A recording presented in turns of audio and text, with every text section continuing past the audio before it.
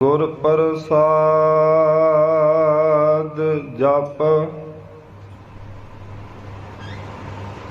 ਆਦ ਸਚ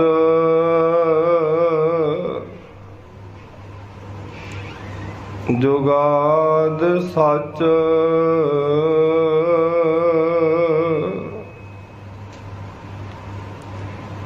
ਹੈ ਭੀ ਸਚ ਨਾਨਕ ਹੋਸੀ ਭੀ ਸਚ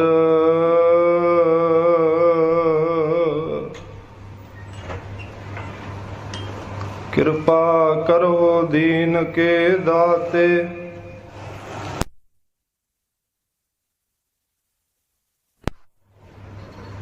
ਮੇਰਾ ਗੁਣ ਅਵਗੁਣ ਨਾ ਵਿਚਾਰੋ ਕੋਈ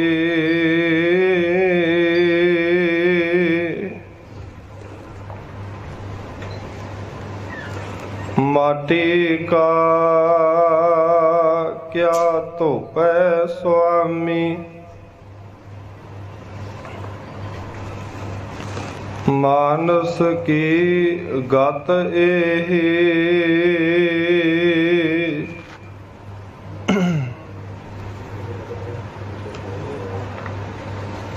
मेरो मेर पर्वत स्वामी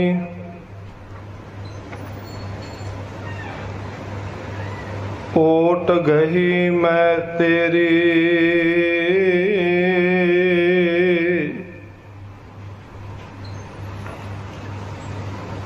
ना तुम डोला हो ना हम गिरते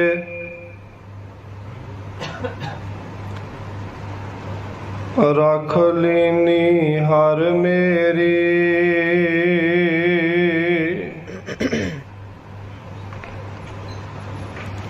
ज्यों बुलाए त्यों बोलिए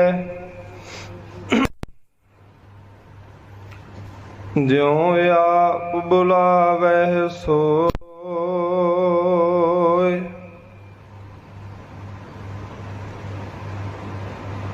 गुरमुख बाणी ब्रह्म है शब्द मिलावा होय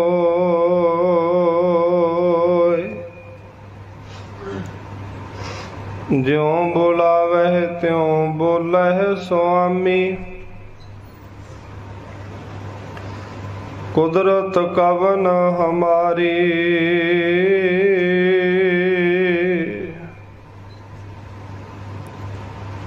साध संग नानक जस गायो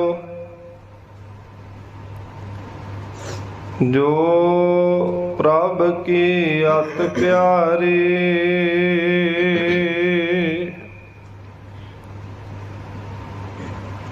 साध संग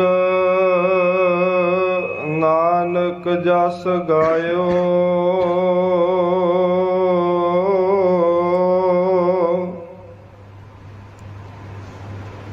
जो प्रभ की अत प्यारी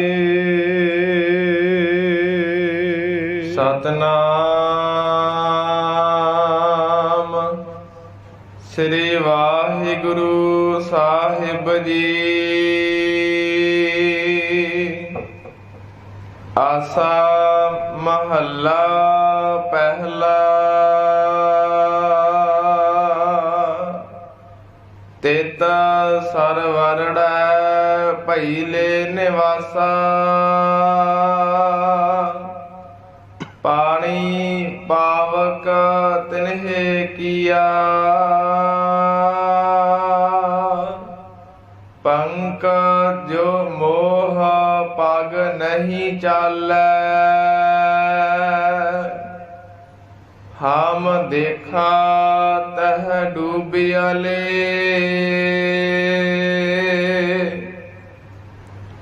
तित सरवरड़ै पहिले निवासा पानी पावक तिन्हे किया पंक जो मोह पग नहीं नहीं चालै। हम देखा तह डूबिया ले।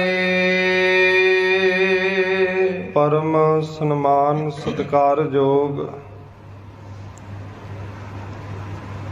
चवर छतर तखत दे मालिक सतगुरु ਧੰਨ ਧੰਨ ਸ੍ਰੀ ਗੁਰੂ ਗ੍ਰੰਥ ਸਾਹਿਬ ਜੀ ਦੀ ਪਾਵਨ ਪਵਿੱਤਰ ਹਜ਼ੂਰੀ ਦੇ ਅੰਦਰ ਅੰਮ੍ਰਿਤ ਵੇਲੇ ਦੇ ਜੋ ਸੁੰਦਰ ਦੀਵਾਨ ਸਜ ਰਹੇ ਹਨ, ਸੋਹਣੇ ਦੀਵਾਨਾਂ ਦੀਆਂ ਹਾਜ਼ਰੀਆਂ ਭਰ ਕੇ गुरु की संगत दा आनंद मान रहे गुरु सवारे गुरु प्यारे खालसा जी, उस निरंकार अकाल पुरख वाहिगुरु परमात्मा जी की कृपा दे नाल सानू गुरु की संगत दे विच बैठण दा शुभ अवसर प्राप्त हो रहा है।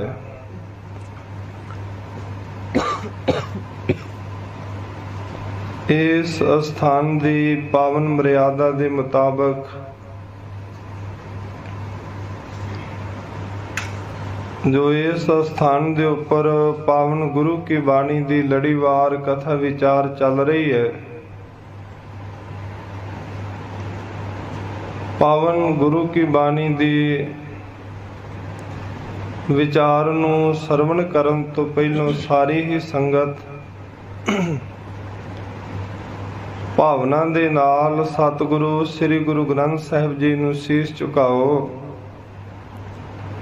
सत्कार सहित बुलाई गुरु की फतेह प्रवान करो। आखो जी वाहिगुरु जी का खालसा वाहिगुरु जी की फतेह।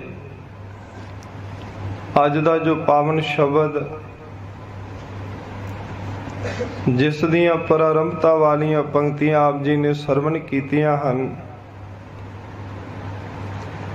सिख धर्म दे बानी सतगुरु श्री गुरु नानक देव साहिब जी दी पावन मुबारक रसना दे द्वारा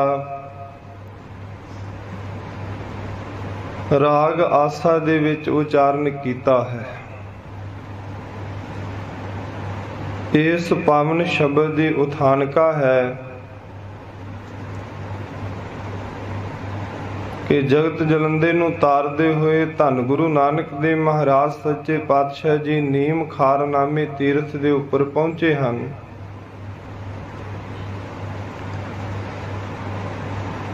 इस तीर्थ दे उपर सतगुरु गुरु नानक देव महाराज साहब जी का जो मिलाप है वो सिद्ध पुरखां दे नाल होया है।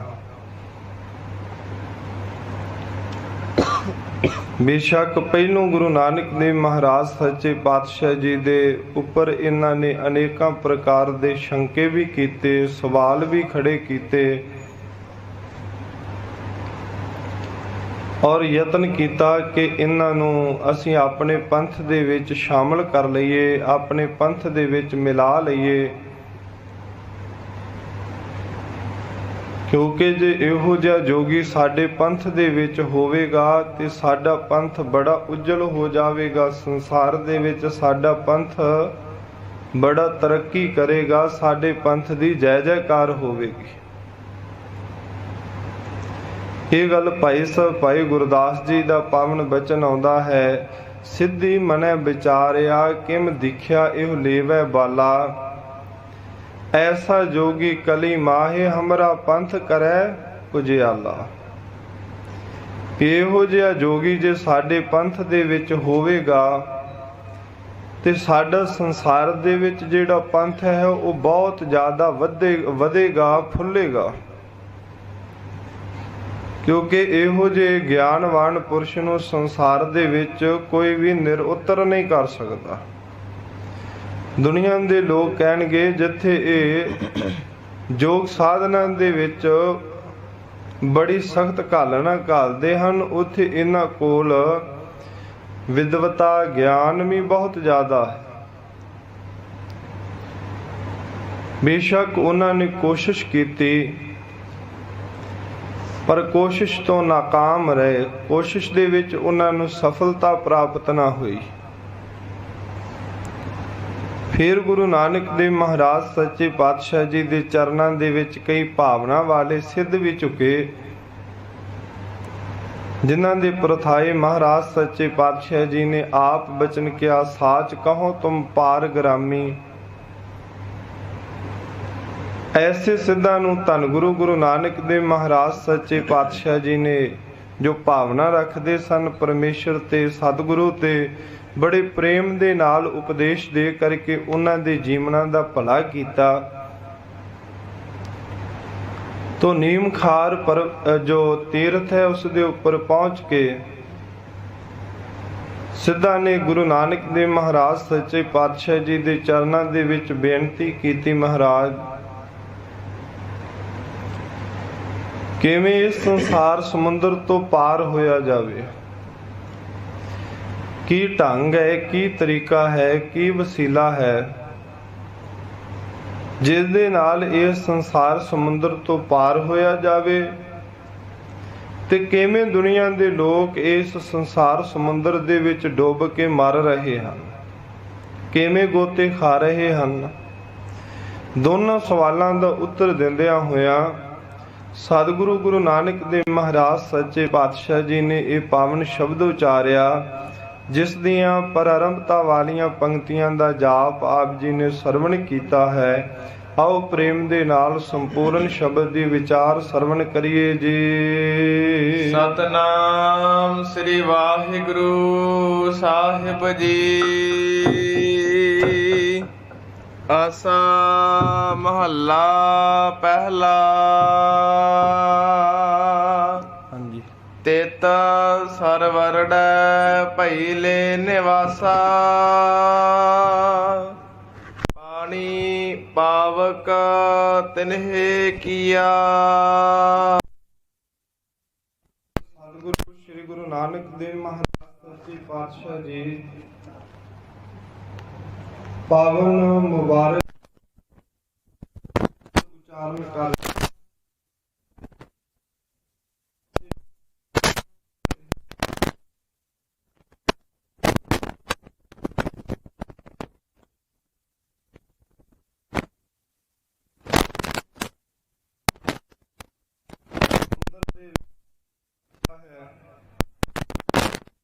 ਇੱਕ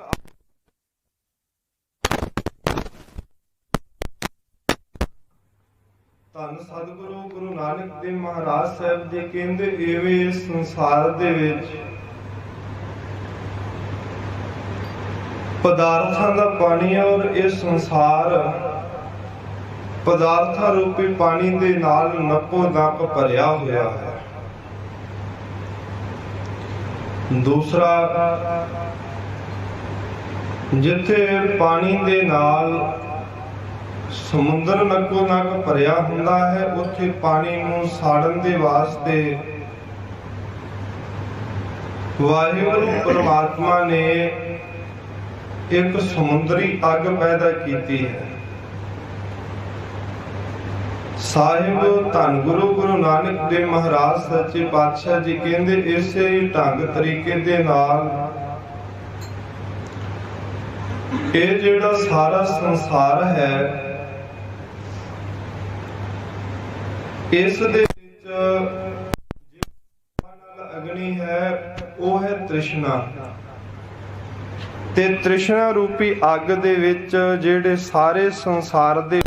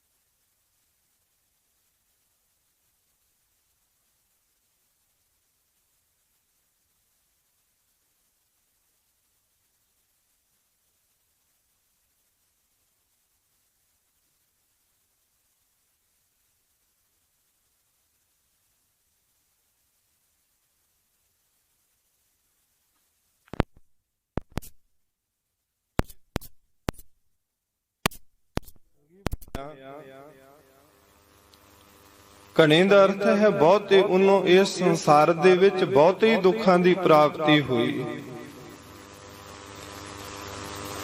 ਪਰ ਅਸਲੀਅਤ ਤ੍ਰਿਸ਼ਨਾ ਦੀ ਇਹ ਹੈ ਕਿ ਮਨੁੱਖ ਤ੍ਰਿਸ਼ਨਾਲੂ ਹੋ ਕਰਕੇ ਦੌੜਦਾ ਭੱਜਦਾ ਰਹਿੰਦਾ ਹੈ। ਹੋ ਸਕਦਾ ਹੈ ਤ੍ਰਿਸ਼ਨਾ ਦੇ ਅਧੀਨ ਹੋਇਆ ਮਨੁੱਖ ਧਨ ਵੀ ਕਮਾ ਲਵੇ,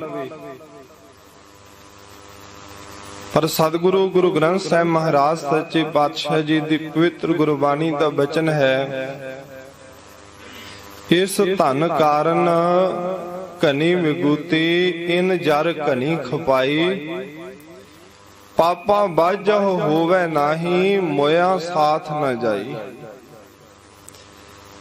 ਬੇਸ਼ੱਕ ਇਸ ਧਨ ਦੇ ਕਾਰਨ ਤ੍ਰਿਸ਼ਨਾ ਦੇ ਅਧੀਨ ਹੋ ਕਰਕੇ ਮਨੁੱਖ ਆਪਣੇ ਜੀਵਨ ਨੂੰ ਬਹੁਤ ਖਰਾਬ ਕਰ ਰਹੇ ਹਨ ਔਰ ਤ੍ਰਿਸ਼ਨਾ ਖਟਦਿਆਂ ਹੋਏ ਇਸ ਸੰਸਾਰ ਦੇ ਵਿੱਚੋਂ ਚਲੇ ਗਏ। ਜਿਹੜਾ ਮਨੁੱਖ ਤ੍ਰਿਸ਼ਨਾਲੂ ਹੈ ਉਹ ਚਾਹੇਗਾ ਕਿ ਮੈਂ ਕੋਈ ਵੀ ਕਰਮ ਕਰਾਂ ਪਰ ਮੈਨੂੰ ਧਨ ਦੀ ਪ੍ਰਾਪਤੀ ਹੋ ਜਾਵੇ। ਤੇ ਗੁਰੂ ਅਰਜਨ ਦੇਵ ਸੱਚੇ ਪਾਤਸ਼ਾਹ ਸ਼ਹੀਦਾਂ ਦੇ ਸਿਰਤਾਜ ਸਤਿਗੁਰੂ ਨੇ ਤਾਂ ਇੱਥੋਂ ਤੱਕ ਬਚਨ ਕੀਤਾ ਕਿ ਤ੍ਰਿਸ਼ਨਾ ਦੇ ਅਧੀਨ ਹੋਇਆ ਮਨੁੱਖ ਦਾ ਮਨ ਫਿਰ ਲੋਭੀ ਹੋ ਜਾਂਦਾ ਹੈ,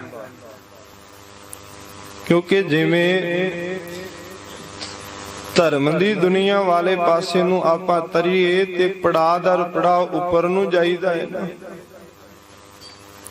ਗੁਰਮੁਖ ਗੁਰਸਿੱਖ ਸਾਰਿਆਂ ਦੇ ਨਾਲੋਂ ਪਹਿਲੋਂ ਰਸਨਾ ਦੇ ਨਾਲ ਨਾਮ ਜਪਦੇ, ਕੰਨਾਂ ਦੇ ਨਾਲ ਸੁਣਦੇ ਹਨ। ਹੌਲੀ ਹੌਲੀ ਇਹ ਅਵਸਥਾ ਬਣ ਜਾਂਦੀ ਹੈ ਕਿ ਨਾ ਜ਼ੁਬਾਨ ਦੇ ਨਾਲ ਉੱਚੀ ਬੋਲਣ ਦੀ ਲੋੜ ਹੀ ਨਹੀਂ ਪੈਂਦੀ। ਬਿਨ ਜਿਹਵਾ ਜੋ ਜਪੈ ਹਿਆਓ, ਹਿਰਦੇ ਦੇ ਵਿੱਚ ਜਪਣਾ ਸ਼ੁਰੂ ਕਰ ਦਿੰਦੇ ਹਨ।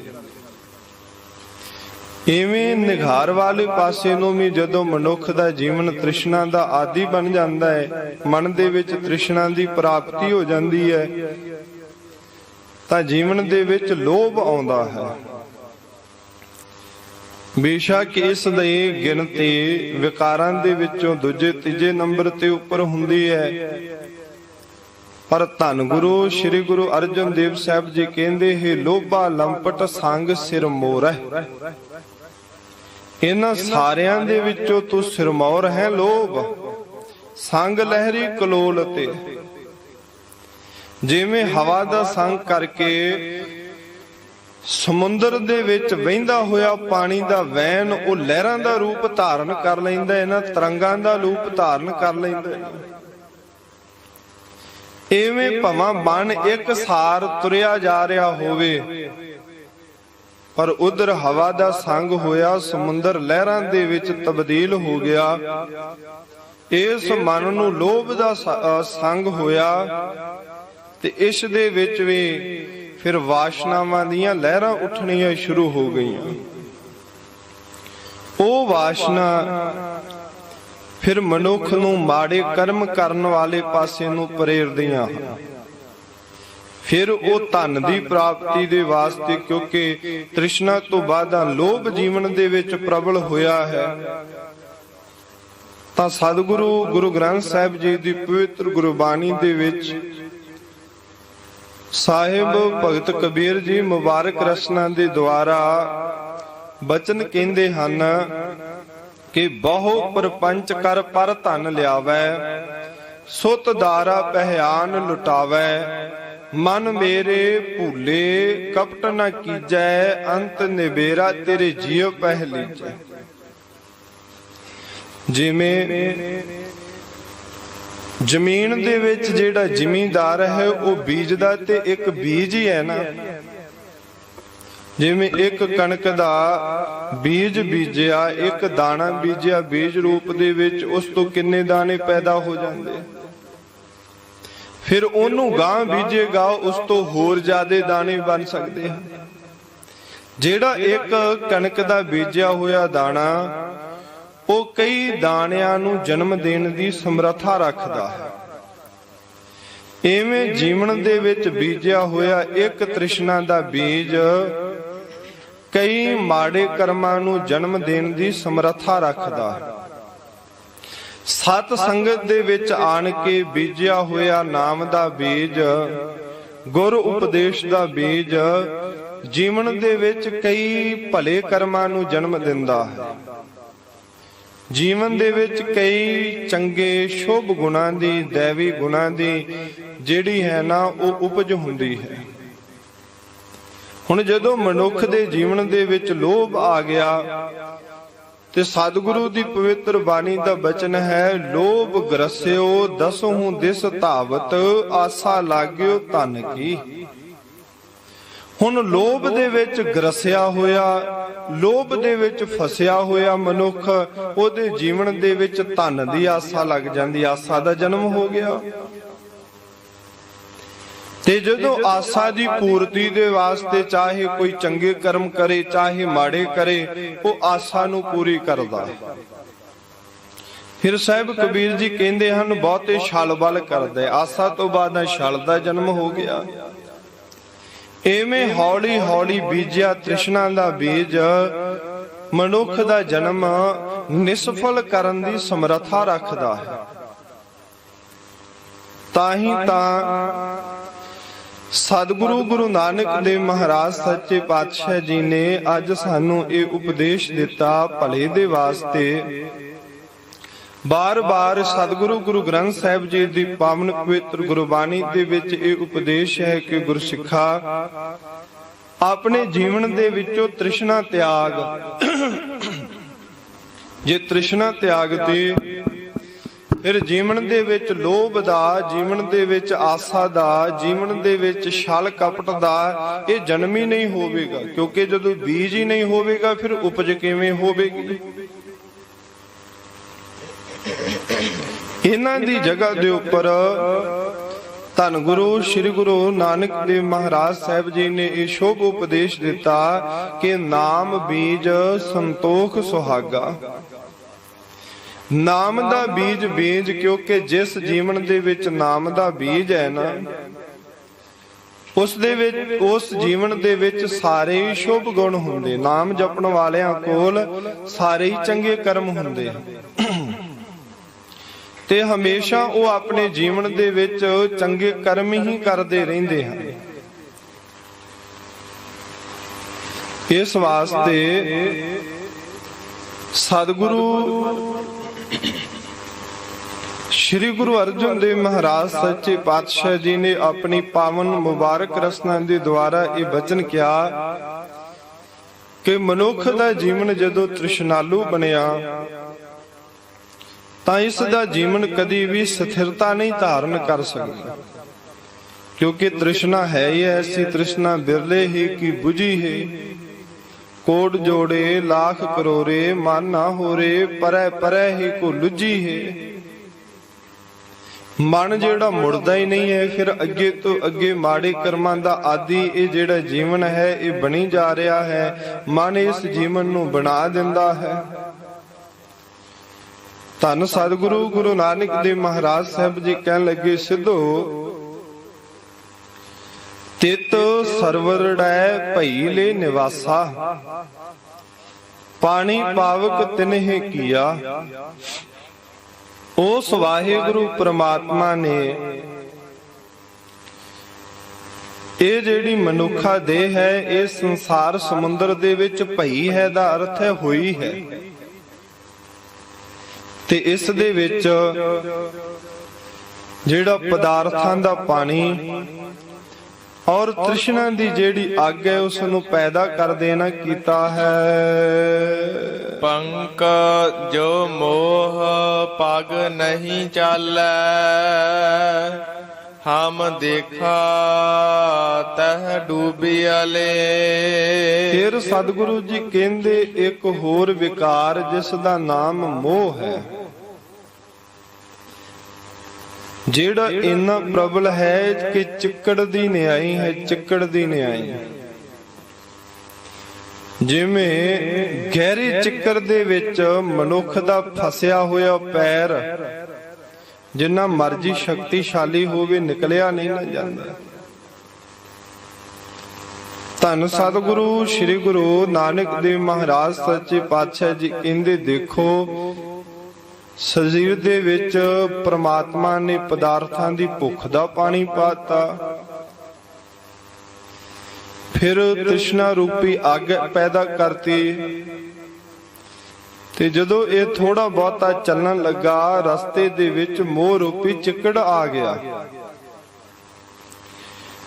ਧਰਮੀ ਲੋਕ ਇਸ ਸੰਸਾਰ ਦੇ ਵਿੱਚ ਜਦੋਂ ਧਰਮ ਕਮਾਉਂਦੇ ਹਨ, ਜਦੋਂ ਥੋੜੀਆਂ ਜੀਆਂ ਰਿੱਧੀਆਂ ਸਿੱਧੀਆਂ ਆ ਜਾਂਦੀਆਂ ਹਨ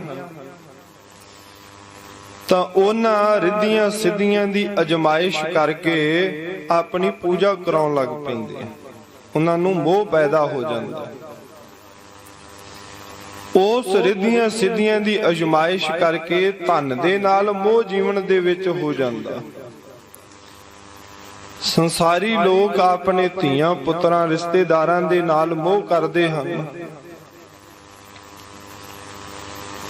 ਧੰਨ ਸਤਿਗੁਰੂ ਸ੍ਰੀ ਗੁਰੂ ਨਾਨਕ ਦੇਵ ਮਹਾਰਾਜ ਸੱਚੇ ਪਾਤਸ਼ਾਹ ਜੀ ਕਹਿੰਦੇ, ਪੰਕ ਜੋ ਮੋਹ ਪੱਗ ਨਹੀਂ ਚਾਲੈ।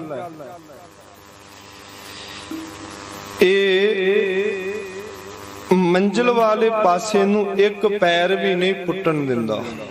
ਜਿਵੇਂ ਚਿੱਕੜ ਦੇ ਵਿੱਚ ਫਸਿਆ ਹੋਇਆ ਮਨੁੱਖ, ਪੈਰ ਪੁੱਟਣਾ ਮੁਸ਼ਕਲ ਹੋ ਜਾਂਦਾ ਹੈ।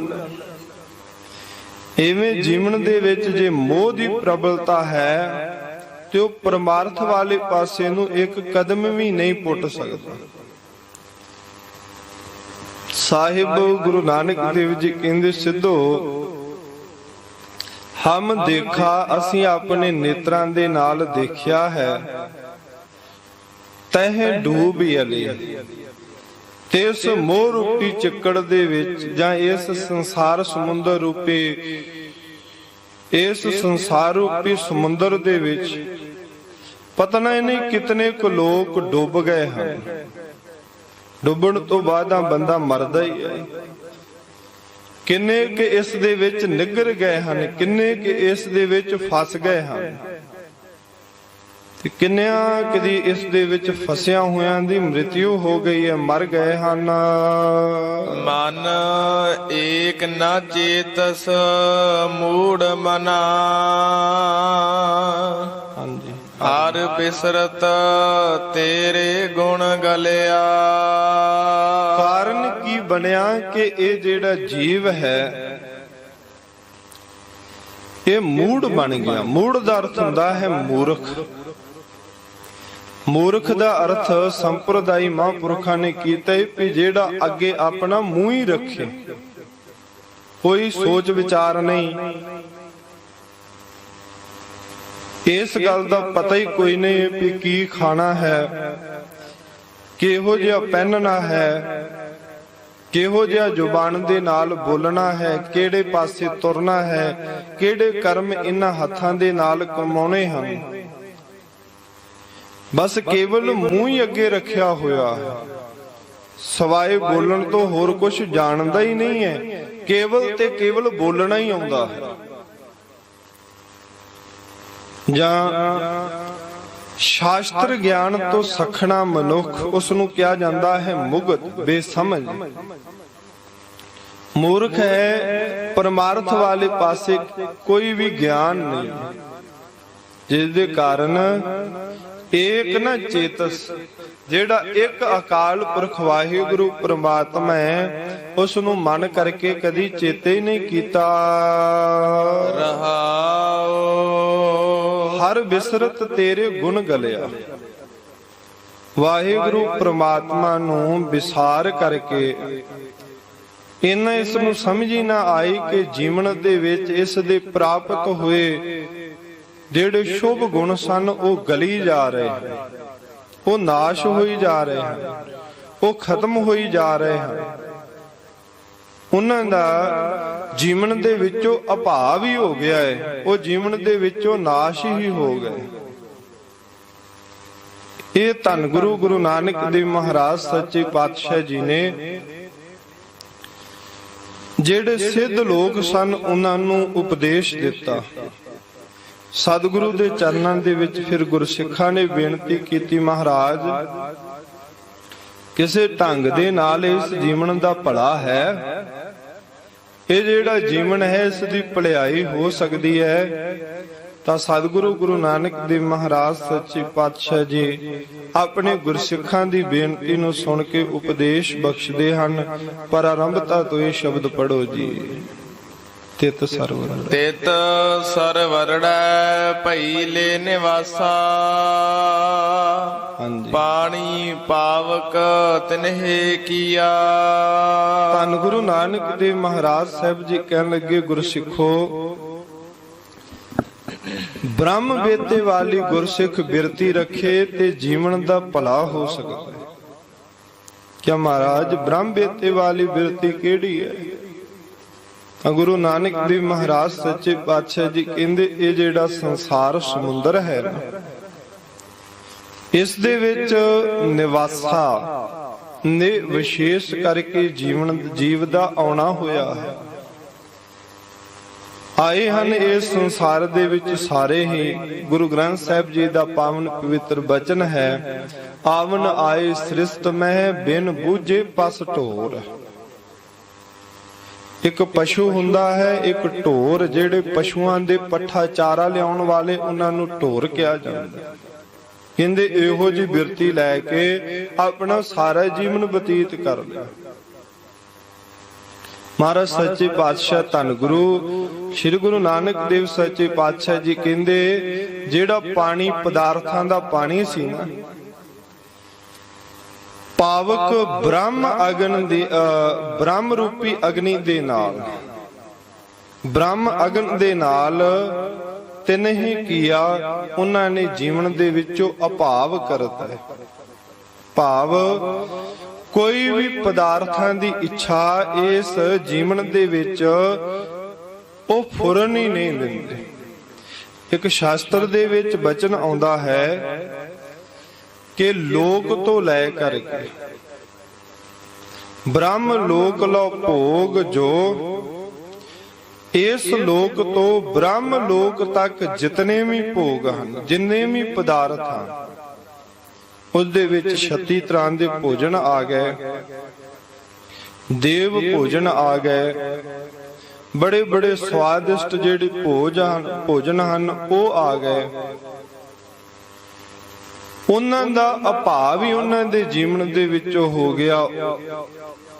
ਉਹਨਾਂ ਦੀ ਇੱਛਾ ਹੀ ਕਦੀ ਨਹੀਂ ਜੀਵਨ ਦੇ ਵਿੱਚ ਪੈਦਾ ਹੋਈ ਵੀ ਆਹ ਛਕੀਏ, ਆਹ ਪਦਾਰਥ ਖਾਈਏ। ਹੋਤ ਦੇਹ ਤਰ ਭੋਗ, ਇਹ ਦੇਹ ਨੂੰ ਧਾਰ ਕਰਕੇ ਜਿਹੜੇ ਪਦਾਰਥ ਛਕੇ ਜਾਂਦੇ। ਇਸ ਸੰਸਾਰ ਤੋਂ ਲੈ ਕਰਕੇ ਬ੍ਰਹਮ ਲੋਕ ਤੱਕ।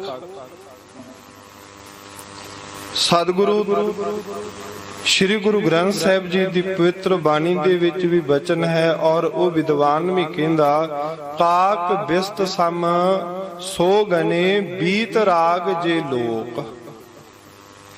ਬੀਤ ਰਾਗ ਦਾ ਅਰਥ ਹੈ ਜਿਹੜੇ ਵੈਰਾਗੀ, ਵੈਰਾਗਵਾਨ ਸਾਧੂ ਵਾਹਿਗੁਰੂ ਪ੍ਰਮਾਤਮਾ ਦੇ ਪਿਆਰੇ ਹਨ। ਉਹ ਸਾਰਾ ਕੁਝ ਕਾਂ ਦੀ ਗੰਦਗੀ ਦੀ ਨਹੀਂ ਆਈ ਜਾਣਦੇ। ਕਾਂ ਖਾਂਦਾ ਵੀ ਗੰਦਗੀ ਹੈ, ਜਿਹੜਾ ਕੱਢਦਾ ਹੈ ਉਹ ਕਿੰਨੀ ਬਿਸਤਾ ਹੋਵੇਗੀ, ਕਿੰਨੀ ਗੰਦਗੀ ਹੋਵੇਗੀ। ਇਸ ਵਾਸਤੇ ਸਤਿਗੁਰੂ ਧੰਨ ਗੁਰੂ ਗ੍ਰੰਥ ਸਾਹਿਬ ਮਹਾਰਾਜ ਸੱਚੇ ਪਾਤਸ਼ਾਹ ਜੀ ਦੀ ਆਪ ਪਵਿੱਤਰ ਬਾਣੀ ਪੜ੍ਹਦੇ ਹੋ। ਵਾਹਿਗੁਰੂ ਪ੍ਰਮਾਤਮਾ ਦੇ ਪਿਆਰਿਆਂ ਦਾ ਜੀਵਨ ਧੰਨ ਗੁਰੂ ਅਰਜਨ ਦੇਵ ਮਹਾਰਾਜ ਸੱਚੇ ਪਾਤਸ਼ਾਹ ਜੀ ਨੇ ਕਥਨ ਕੀਤਾ ਹੈ। ਸਤਿਗੁਰੂ ਧੰਨ ਗੁਰੂ ਅਰਜਨ ਦੇਵ ਸਾਹਿਬ ਜੀ ਦਾ ਪਾਵਨ ਬਚਨ ਹੈ, ਨਾਨਕ ਭੋਜਨ ਅਨੇਕ ਪ੍ਰਕਾਰੇਨ ਨਿੰਦਕ ਆਵਦ ਹੋਏ ਉਪਤਿਸ਼ਟਤੇ। ਉਧਰ ਤਾਂ 36 ਪ੍ਰਕਾਰ ਦੇ ਭੋਜਨ ਕੋਈ ਤਿਆਰ ਕਰਕੇ ਨਜ਼ਦੀਕ ਖਲੋਤਾ ਹੈ ਤੇ ਸੋਚ ਰੱਖਦਾ ਹੈ ਕਿ ਬ੍ਰਹਮ ਬੇਤਾ ਹੈ, ਰੱਬ ਦਾ ਪਿਆਰਾ ਹੈ। ਜਦੋਂ ਭਗਤੀ ਬੰਦਗੀ ਕਰਕੇ ਹਟੇਗਾ, ਇਹ ਸੋਹਣੇ ਭੋਜਨ ਮੈਂ ਇਹ ਰੱਬ ਦੇ ਪਿਆਰੇ ਨੂੰ ਛਕਾਵਾਂਗਾ। ਅਨੇਕਾਂ ਪ੍ਰਕਾਰ ਦੇ ਗੁਰੂ ਅਰਜਨ ਦੇਵ ਸਾਹਿਬ ਜੀ ਕਹਿੰਦੇ, ਐਵੇਂ ਭਾਵਨਾ ਰੱਖਣ ਵਾਲੇ ਉਸ ਰੱਬ ਦੇ ਪਿਆਰੇ ਦੇ ਉੱਪਰ ਉਸਨੇ ਭੋਜਨ ਤਿਆਰ ਕੀਤੇ। ਤੇ ਦੂਸਰੇ ਪਾਸੇ ਉਸ ਰੱਬ ਦਾ ਕੋਈ ਨਿੰਦਕ ਹੈ, ਉਹਨੇ ਹੱਥ ਦੇ ਵਿੱਚ ਛਾਂਟ ਤੇ ਲਾਈ ਹੋਈ ਤਲਵਾਰ ਫੜੀ ਹੋਈ ਹੈ ਤੇ ਸੋਚਦਾ ਹੈ ਵੀ ਇਹ ਪਖੰਡ ਕਰਕੇ ਲੋਕਾਂ ਨੂੰ ਲੁੱਟ ਰਿਹਾ ਹੈ, ਇਹਦਾ ਸਿਰ ਧੜ ਦੇ ਨਾਲੋਂ ਅਲੱਗਾ ਕਰ ਦਵਾਂ। ਨਿੰਦਕ ਆਵਦ ਆਵਦ ਅਰਥ ਸ਼ਸਤਰ, ਉਹ ਵੀ ਖਲੋਤਾ ਹੋਇਆ ਹੈ। ਪਰ ਵਾਹਿਗੁਰੂ ਪ੍ਰਮਾਤਮਾ ਦੇ ਪਿਆਰੇ ਦੀ ਬਿਰਤੀ ਇੰਨੀ ਸਮਾਨ ਅੰਤਰ ਹੈ, ਜਿਹੜਾ 36 ਪ੍ਰਕਾਰ ਦੇ ਭੋਜਨ ਛਕਾ ਰਿਹਾ ਹੈ, ਉਸ ਨੂੰ ਉਹਦੇ ਉੱਪਰ ਖੁਸ਼ ਹੋ ਕਰਕੇ ਉਹਨੂੰ ਵਰ ਨਹੀਂ ਦੇਈ ਜਾ ਰਹੇ ਵੀ ਤੂੰ ਮੈਨੂੰ ਵਧੀਆ ਭੋਜਨ ਛਕਾਏ, ਰੱਬ ਤੇਰਾ ਭਲਾ ਕਰੇ, ਤੈਨੂੰ ਆਹ ਮਿਲ ਜਾਵੇ, ਤੈਨੂੰ ਆਹ ਮਿਲ ਜਾਵੇ। ਐਸੇ ਨਹੀਂ ਹੈ, ਉਹਨਾਂ ਦੇ ਕੋਲ ਸਾਰਾ ਕੁਝ ਹੀ। ਤੇ ਜਿਹੜਾ ਛਾਂਟ ਤੇ ਲਾ ਕਰਕੇ ਕਿਰਪਾਨ ਫੜ ਕੇ ਖਲੋਤਾ ਹੋਇਆ ਹੈ, ਲਾਗੇ ਤਲਵਾਰ ਫੜ ਕੇ ਖਲੋਤਾ ਹੋਇਆ ਹੈ, ਉਹਨੂੰ ਉਹ ਸਰਾਫ ਨਹੀਂ ਦੇ ਰਹੇ, ਉਹਨੂੰ ਇਹ ਨਹੀਂ ਕਹਿ ਰਹੇ ਵੀ ਤੈਨੂੰ ਤੇਰਾ ਫਨਾ ਹੋ ਜਾਵੇ, ਤੇਰੀ ਕੁੱਲ ਨਾਸ਼ ਹੋ ਜਾਵੇ, ਤੂੰ ਮੇਰੇ ਉੱਪਰ ਸ੍ਰੀ ਸਾਹਿਬ ਸੂਤ ਕੇ ਆਇਆ। ਐਸਾ ਜੀਵਨ ਮਿਲਦਾ ਹੈ ਧੰਨ ਸਤਿਗੁਰੂ ਸ੍ਰੀ ਗੁਰੂ ਅੰਗਦ ਦੇਵ ਮਹਾਰਾਜ ਸੱਚੇ ਪਾਤਸ਼ਾਹ ਜੀ। ਖਡੂਰ ਸਾਹਿਬ ਜੀ ਦੀ ਪਵਿੱਤਰ ਧਰਤੀ ਦੇ ਉੱਪਰ ਹਮਾਯੂ ਬਾਦਸ਼ਾਹ ਆਇਆ, ਸੋਚਿਆ ਵੀ ਰਾਜ ਭਾਗ ਪ੍ਰਾਪਤ ਕਰਨਾ ਚਾਹੀਦਾ ਹੈ। ਗੁਰੂ ਨਾਨਕ ਦੇਵ ਸਾਹਿਬ ਜੀ ਦੀ ਗੱਦੀ ਤੇ ਜਿਹੜੇ ਵਾਰਸ ਹਨ, ਉਹਨਾਂ ਤੇ ਜਾ ਕੇ ਬੇਨਤੀ ਕਰਦੇ ਹਾਂ ਤਾਂ ਭਾਈ ਸੰਤੋਖ ਸਿੰਘ ਜੀ ਨੇ ਇਹ ਬਚਨ ਲਿਖਿਆ ਹੈ ਕਿ ਧੰਨ ਗੁਰੂ ਅੰਗਦ ਦੇਵ ਮਹਾਰਾਜ ਸੱਚੇ ਪਾਤਸ਼ਾਹ ਜੀ ਜਿਹੜੇ ਬੱਚਿਆਂ ਨੂੰ ਉਹ ਕੁਸ਼ਤੀਆਂ ਕਰਵਾ ਰਹੇ ਸਨ, ਸੰਪਰਦਾਈ ਮਹਾਂਪੁਰਖ ਵਿਦਵਾਨ ਉਹ ਇਹ ਬਚਨ ਕਹਿੰਦੇ ਹਨ ਕਿ ਸਤਿਗੁਰੂ ਸਾਹਿਬ ਜੀ ਗੁਰੂ ਕੇ ਸਿੱਖਾਂ ਨੂੰ ਬ੍ਰਹਮ ਵਿਦਿਆ ਪੜ੍ਹਾ ਰਹੇ ਸਨ। ਹਮਾਯੂ ਆਇਆ, ਅਕਸਰ ਕੁਛ ਲਸ਼ਕਰ ਕੁਛ ਫੌਜ ਤੇ ਨਾਲ ਹੋਵੇਗੀ ਨਾ,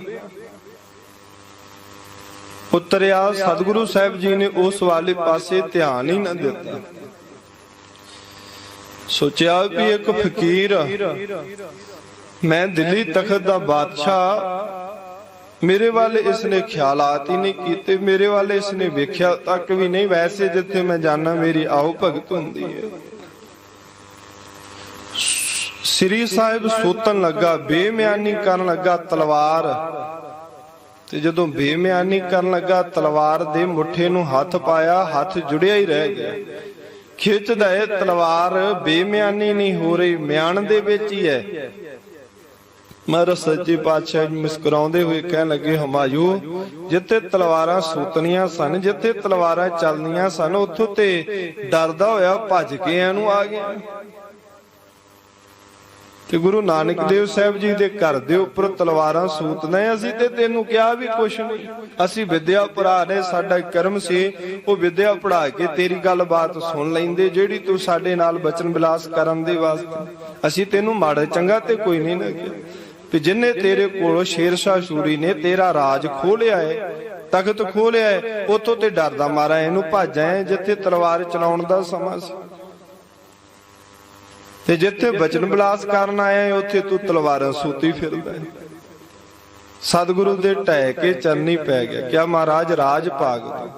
ਸਤਿਗੁਰੂ ਕਹਿੰਦੇ ਦੇ ਤੇ ਹੁਣੇ ਹੀ ਦਿੰਦੇ, ਪਰ ਤੂੰ ਤਲਵਾਰ ਸੂਤੀ ਸੀ, ਸਮਾਂ ਆਵੇਗਾ ਤੈਨੂੰ ਰਾਜ ਭਾਗ ਮਿਲੇਗਾ ਜ਼ਰੂਰ, ਪਰ ਥੋੜਾ ਸਮਾਂ ਲੱਗੇਗਾ, ਅਜੇ ਤੈਨੂੰ ਇੰਤਜ਼ਾਰ ਕਰਨਾ ਪਵੇਗਾ। ਇਸ ਵਾਸਤੇ ਮਹਾਰਾਜ ਸੱਚੇ ਪਾਤਸ਼ਾਹ ਸਤਿਗੁਰੂ ਕਹਿੰਦੇ ਵਾਹਿਗੁਰੂ ਪ੍ਰਮਾਤਮਾ ਦੇ ਪਿਆਰਿਆਂ ਦੀ ਜਿਹੜੀ ਬਿਰਤੀ ਉਹ ਇੱਕ ਸਮਾਨ ਹੈ, ਡੋਲਦੀ ਨਹੀਂ। ਡਰੇ ਨਹੀਂ ਵੀ ਹਮਾਯੂ ਨੇ ਤਲਵਾਰ ਸੁੱਟਣ ਲੱਗਾ ਹੈ, ਤਾਂ ਰੱਖਿਆ ਵਾਹਿਗੁਰੂ ਪ੍ਰਮਾਤਮਾ ਨੇ ਆਪ ਕੀਤੀ ਹੈ। ਭਗਤ ਨੂੰ ਅਨੇਕਾਂ ਪ੍ਰਕਾਰ ਦੇ ਤਸੀਹੇ ਦਿੱਤੇ ਭਗਤ ਪ੍ਰਹਿਲਾਦ ਜੀ ਨੂੰ, ਪਰ ਕੋਈ ਮੰਦਾ ਬੋਲ ਨਹੀਂ ਕਿਹਾ। ਆਪਾਂ ਪੜ੍ਹਦੇ ਹਾਂ ਗੁਰੂ ਕੀ ਬਾਣੀ ਦੇ ਵਿੱਚ ਭਗਤ ਨਾਮਦੇਵ ਜੀ ਨੂੰ 7.5 ਘੜੀਆਂ ਦਾ ਸਮਾਂ ਦਿੱਤਾ ਗਿਆ ਤੇ ਕਿਹਾ ਭਗਤਾ ਜੇ ਕੁਝ ਉਪਚਾਰ ਯਤਨ ਹੁੰਦਾ ਹੈ ਤੇ ਕਰ ਲੈ। ਇਹ ਜਿਹੜੀ ਮਰੀ ਹੋਈ ਗਊ ਹੈ ਇਸ ਨੂੰ ਜਿਉਂਦੀ ਕਰ। ਇਵੇਂ ਸ਼ਰਤਾਂ, 3 ਸ਼ਰਤਾਂ ਅੱਗੇ ਰੱਖੀਆਂ ਗਈਆਂ ਤਾਂ 7 ਘੜੀਆਂ ਬਤੀਤ ਹੋ ਗਈਆਂ। ਨਹੀਂ ਤੇ ਜਿਹੜੇ ਬੰਦੇ ਨੂੰ ਮੌਤ ਦਾ ਪਤਾ ਲੱਗੇ ਅਨੇਕਾਂ ਉਪਚਾਰ ਯਤਨ ਕਰਦਾ ਹੈ। 7 ਘੜੀਆਂ ਦਾ ਸਮਾਂ ਬਤੀਤ ਹੋ ਗਿਆ, 12.5 ਮਿੰਟ ਬਾਕੀ ਬਚੇ ਹਨ। ਅਜੇ ਵੀ ਵਾਹਿਗੁਰੂ ਪ੍ਰਮਾਤਮਾ ਨੂੰ ਚੇਤੇ ਕਰੀ ਜਾ ਰਹੇ। ਜਿਵੇਂ ਪਹਿਲੋਂ ਜਪਦਾ ਹੈ ਭਗਤ ਰੱਬ ਨੂੰ, ਉਵੇਂ ਹੀ ਹੁਣ ਵੀ ਜਪ ਰਿਹਾ ਹੈ। ਕੋਈ ਫਰਕ ਹੀ ਨਹੀਂ ਹੈ ਅਵਸਥਾ ਦੇ ਵਿੱਚ। ਤਾਂ ਜਿਸ ਵੇਲੇ ਵਾਹਿਗੁਰੂ ਪ੍ਰਮਾਤਮਾ ਆਣ ਕੇ ਸਾਖਸ਼ਾਤ ਪ੍ਰਗਟ ਹੋਏ, ਸਤਿਗੁਰੂ ਕੀ ਪਵਿੱਤਰ ਬਾਣੀ ਦਾ ਬਚਨ ਹੈ, 7 ਘੜੀ ਜਬ ਬੀਤੀ ਸੁਣੀ, ਅਜੂ ਨਾ ਆਇਓ ਤ੍ਰੇ ਭਵਨ ਧਨੀ, ਪਾਖੰਤਨ ਬਾਜ ਬਜਾਏ ਲਾ, ਗਰੁੜ ਚੜੇ ਗੋਬਿੰਦ ਆਏ ਲਾ। ਗਰੁੜ ਦੀ ਸਵਾਰੀ ਕਰਕੇ ਵਾਹਿਗੁਰੂ ਪ੍ਰਮਾਤਮਾ ਖੁਦ ਖੁਦਾ ਭਗਵਾਨ ਇਸ ਸੰਸਾਰ ਦੇ ਵਿੱਚ ਆਏ। ਧਿਆਨ ਕੇ ਬਚਨ ਕਿਆ, ਕਹੇ ਤਾਂ ਧਰਨ ਇਕੋਡੀ ਕਰੋ, ਕਹੇ ਤਾਂ ਲੇਕਰ ऊपर ਧਰੋ, ਕਹੇ ਤਾਂ ਮੁਈ ਗਊ ਦਿਓ ਜਿਵਾਏ, ਸਭ ਕੋ ਦੇਖੇ ਪਤੀ ਆਏ। ਕਹਿੰਦੇ ਪਤੀ ਆ ਕੇ ਵੇਖ। ਜੇ ਤੂੰ ਕਹਿਣਾ ਇਹ ਧਰਤੀ ਇਕੋਡੀ ਦਾ ਅਰਥ ਹੈ ਮੂਧੀ ਮਾਰ ਦਿੰਦਾ। ਜੇ ਤੂੰ ਕਹਿਣਾ ਹੈ ਤੇ ਇਹ ਜਿਹੜੀ ਧਰਤੀ ਹੈ ਉਸ ਦੇ ਰਾਜੇ ਦੇ ਸਿਰ ਦੇ ਉੱਪਰ ਰੱਖ ਦੇ, ਲੇਕਰ ਉੱਪਰ ਧਰੋ, ਉੱਪਰ ਵੀ ਸਿਰ ਤੇ ਰੱਖ ਦੇਣਾ ਜਿਹੜੀ ਪੈਰਾਂ ਥੱਲੇ ਆ। ਕਿਆ ਪ੍ਰਮਾਤਮਾ ਇਹਨਾਂ ਦੀ ਮਤ ਬੁੱਧੀ ਐਸੀ ਹੈ, ਇਹਨਾਂ ਨੂੰ ਨਾ ਦੋਸ਼ ਦਿਓ, ਇਹਨਾਂ ਨੂੰ ਨਾ ਦੁੱਖ ਦਿਓ। ਸਾਨੂੰ ਪਤਾ ਹੈ ਤੇਰੇ ਜਿਹੜੇ ਭਗਤ ਤੈਨੂੰ ਦੁਖੀ ਕਰਦੇ ਹਨ, ਉਹਨਾਂ ਨੂੰ ਤੂੰ ਇਸ ਸੰਸਾਰ ਦੇ ਵਿੱਚ ਸਜ਼ਾ ਦੇਣ ਬਾਰੇ ਸੋਚਦਾ ਹੈ। ਵਾਹਿਗੁਰੂ ਪ੍ਰਮਾਤਮਾ ਤੇਰੇ ਵਿੱਚ ਸਮਰੱਥਾ ਹੈ। ਤੂੰ ਇਸ ਸੰਸਾਰ ਦੇ ਵਿੱਚ ਜੀਵ ਨੂੰ ਮਾਰ ਵੀ ਸਕਦਾ ਹੈ, ਜੀਵ ਨੂੰ ਜਵਾ ਵੀ ਸਕਦਾ ਹੈ, ਜੀਵਨ ਦੇ ਵੀ ਸਕਦਾ ਹੈ, ਜੀਵਨ ਖੋ ਵੀ ਸਕਦਾ ਹੈ, ਪ੍ਰਾਣ ਸਵਾਸ ਪਾ ਵੀ ਸਕਦਾ ਹੈ, ਪ੍ਰਾਣਾ ਸਵਾਸਾਂ ਦਾ ਅੰਤ ਵੀ ਕਰ ਸਕਦਾ ਹੈ। ਜੇ ਤੂੰ ਮੈਨੂੰ ਪੁੱਛਦਾ ਹੈ ਕਿ ਤੂੰ ਸੰਸਾਰ ਦੇ ਵਿੱਚ ਮਾਰਨ ਔਰ ਜਿਉਣ ਦੀ ਸਮਰੱਥਾ ਰੱਖਦਾ ਹੈ, ਇਹ ਮਰੀ ਹੋਈ ਗਊ ਤੂੰ ਜਿਉਂਦੀ ਕਰ ਦੇ। ਤਾਂ ਭਗਤ ਦੀ ਬੇਨਤੀ ਨੂੰ ਪ੍ਰਵਾਨ ਕਰਕੇ, ਨਹੀਂ ਤੇ ਆਪਾਂ ਦੇਖਦੇ ਨਾ ਸੰਸਾਰ, ਜੇ ਕਾਲੀਆਂ ਦੀ ਸਰਕਾਰ ਆ ਜਾਵੇ ਤੇ ਉਹ ਕਾਂਗਰਸੀਆਂ ਤੇ ਪਰਚੇ ਕਰੀ ਜਾਂਦੇ, ਜੇ ਕਾਂਗਰਸੀਆਂ ਦੀ ਸਰਕਾਰ ਆ ਜਾਵੇ ਤੇ ਉਹ ਕਾਲੀਆਂ ਤੇ ਇਹ ਕਹਿੰਦੇ ਵੀ ਸਾਡੀ ਸਰਕਾਰ ਆ ਲੈਣ ਦਿਓ, ਅਸੀਂ ਬਦਲੇ ਜ਼ਰੂਰ ਲਵਾਂਗੇ। ਪਰ ਬਦਲੇ ਦੀ ਭਾਵਨਾ ਵਾਹਿਗੁਰੂ ਪ੍ਰਮਾਤਮਾ ਦੇ ਪਿਆਰਿਆਂ ਦੇ ਜੀਵਨ ਦੇ ਵਿੱਚੋਂ ਖਤਮ ਹੋ ਜਾਂਦੀ। ਇਹ ਨਹੀਂ ਵੀ ਇਹਨਾਂ ਮੇਰੇ ਸਰੀਰ ਨੂੰ ਦੁੱਖ ਦਿੱਤੇ, ਇਹ ਮੇਰੀ ਨਿੰਦਿਆ ਕਰ ਰਹੇ ਹਨ, ਸਮਾਂ ਆਵੇਗਾ ਮੈਂ ਇਹਨਾਂ ਦੀ ਨਿੰਦਿਆ ਕਰਾਂਗਾ। ਐਸਾ ਕਦੀ ਨਹੀਂ ਸੀ। ਇੱਕ ਵਾਰ ਇੱਕ ਸਿੰਘ ਨੇ ਬਚਨ ਸੁਣਾਇਆ ਕਿ ਮਹਾਂਪੁਰਸ਼